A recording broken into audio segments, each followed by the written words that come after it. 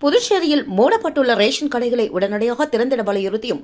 பொது விநியோக திட்டத்தை அமல்படுத்தாத ஆளும் பாஜக கூட்டணி அரசை கண்டித்தும் புதுச்சேரி மாநில அதிமுக செயலாளர் அன்பழகன் தலைமையில் 500க்கும் மேற்பட்ட பெண்கள் உட்பட ஏராளமான அக்கட்சியினர் அரிசி, உளுந்து, மிளகாய் உட்பட மளிகைப் பொருட்களை கைகளில் ஏந்தியபடி குடிமைப் பொருள் வழங்கல் துறை அலுவலகம் முன்பாக கண்டன ஆர்ப்பாட்டத்தில் ஈடுபட்டனர்.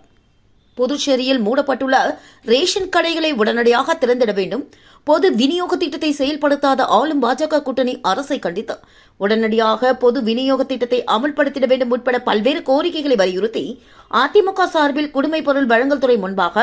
அரிசி, மிளகாய், பூண்டு, பருப்பு உட்பட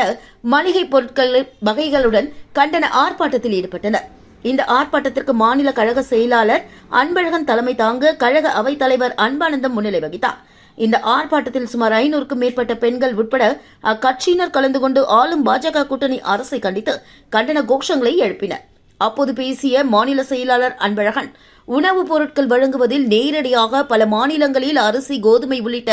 உணவுப் பொருட்கள் வழங்கப்படுகிறது என்றும், மத்தியிலும் மாநிலத்திலும் பாஜகவை சேர்ந்த ஆட்சி உள்ள நிலையில் ஏன் பணத்திற்கு பதிலாக நேரடியாக உணவுப் பொருட்களை வழங்கக்கூடாது என்றும், 40 ரூபாய்க்கு விற்பனை செய்யப்பட்ட அரிசி 60 ரூபாய்க்கு விற்கப்படும் பொழுது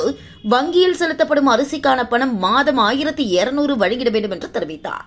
மேலும் ஏழை எளிய மக்கள் பயன்பெறும் வகையில் பொது விநியோக திட்டத்தை அமல்படுத்தி அரிசி, கோதுமை, மளிகை பொருட்கள் உள்ளிட்டவற்றை குடிமைப் பொருள் வழங்கல் துறை மூலமாக வழங்க வேண்டும் என்றும் தெரிவித்தார். இந்த ஆர்ப்பாட்டத்தில் மாநில அம்மா பேரவை செயலாளரும் முன்னாள் சட்டமன்ற உறுப்பினருமான பாஸ்கர், மாநில துணைத் தலைவரும் முன்னாள் எம்எல்ஏவுமான ராஜாராமன், முன்னாள் எம்எல்ஏ கோமலா, மாநில கழக இணை செயலாளர்கள் வீரம்மாள், முன்னாள் கவுன்சிலர் மகாதேவி, முன்னாள் கவுன்சிலர் கணேசன் மற்றும் திருநாவுக்கரசு, மாநில கழக பொருளாளர் ரவி பாண்டுரங்கன், மாநில அண்ணா தொழிற்சங்க பேரவை செயலாளர் பாப்புசாமி, இளைஞர் பாசறை மற்றும் இளம்பெண்கள் பாசறை செயலாளர் தமிழ்வேந்தன் மற்றும் பலர் கலந்து கொண்டு கண்டன கோஷங்களை எழுப்பினர்.